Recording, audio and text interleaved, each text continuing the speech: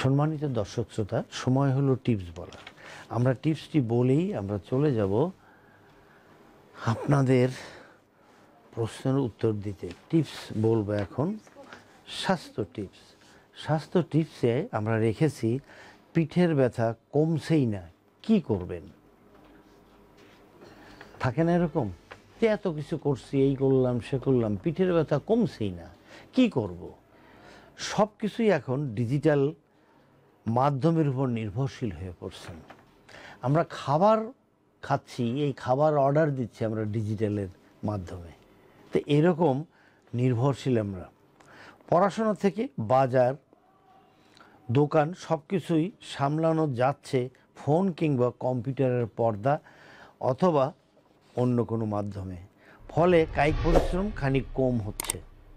অনেকেই আবার সময়ের অভাবে বাড়িতেও শরীরচর্চা করে উঠতে পারছেন না। সব কিছুর ফলে পিঠের ব্যথা যে হচ্ছে বা পিঠের ব্যথার সমস্যা বেড়ে যাচ্ছে। পিঠের ব্যথা কমছেই না, কি করব? সমস্ত বয়সের মানুষের মধ্যে, অর্থাৎ সব বয়সের মানুষের মধ্যেই এই সমস্যার পরিমাণ বাড়ছে আর বাড়ছে। 90% মানুষের পিঠে ব্যথার প্রধান কারণ এক জায়গায় বসে অনেকক্ষণ থাকা, নড়াচড়া না করা এবং কাজ করা এবং সামনে অনেকক্ষণ ঝুঁকে থাকা। তবে এই সমস্যার তাৎক্ষণিক উপশমও হতে পারে, এমন কিছু উপায় আছে। সেগুলো কি কি এবং সেগুলোই তো এখন বলতে যাচ্ছি। অর্থাৎ চেষ্টা করুন ঘুমানোর সময় মাথার নিচের বালিশ না নিতে। এটা কিন্তু শুধু ওই পিঠের ব্যথার ওই জন্য বলছি।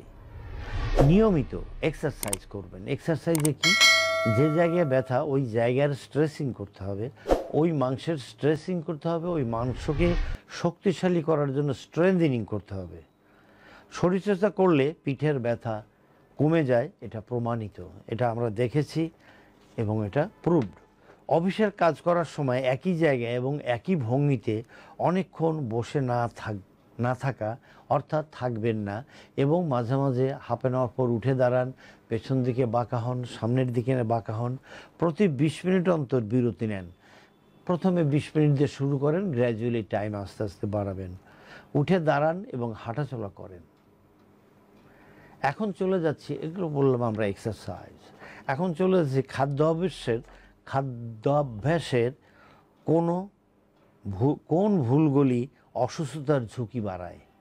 অর্থাৎ আমরা যে খাবার খাই সে অভ্যাসে কিছু কিছু ভুল থাকে আমাদের, যে ভুলগুলো আমাদের অসুস্থতার ঝুঁকি বাড়ায়। তাহলে একটু চলে যায়। খাদ্য তালিকায় শাকসবজি কম রাখা হলে, অর্থাৎ খাদ্য তালিকায় অনেকেই শাকসবজি কম রাখেন, আবার অনেক বাচ্চারা তো এখন শাকসবজি খাচ্ছেই না। তো সুতরাং শাকসবজি রাখুন। কম পরিমাণে দানা শস্য খাওয়ার অভ্যাস, দানা শস্য, এটা কম পরিমাণে খাওয়ার অভ্যাস, এটা বেশি বেশি খাবেন। স্বাস্থ্যকর ফ্যাট জাতীয় খাবার যেমন কাজু বাদাম, কাঠবাদাম ইত্যাদি খাদ্য তালিকা থেকে বাদ দেবেন না, অনেকেই বাদ দেয়। অত্যাধিক মাত্রায় নুন খাওয়ার অভ্যাস, আমার মা খান অত্যাধিক মাত্রায় নুন। আমার মা হাই ব্লাড প্রেশারে ভোগেন, আমরা অনেক বলি উনি ওষুধ খান, উনি গরুর মাংস খান না, উনি ডিম খেতে চান না, কেন? ওনার প্রেশার বেড়ে যাবে, উনি অসুস্থ হবেন। কিন্তু নুন খাওয়ার অবস্থান দেখলে আপনারা হাসবেন। তারপরেও আমরা বলে এখন অনেক কমিয়ে আনছি। তো আপনারা অবশ্যই কাঁচা লবণ প্লেটে খাবেন না, বাদ দেন অভ্যাস। খাদ্য তালিকায় ওমেগা 3 ফ্যাটি অ্যাসিড এর মাত্রা কম রাখা, এটা মাত্রা আমরা অনেকেই কম রাখি। আমরা ফ্যাটি অ্যাসিড সম্পর্কে বলছি, কোন মাছের মধ্যে পাবেন, কোন খাবারের মধ্যে পাবেন, বার বলছি। আপনারা অবশ্যই কিসের মধ্যে পাবেন? হালিমা, আপনি সামুদ্রিক মাছের মধ্যে পাবেন।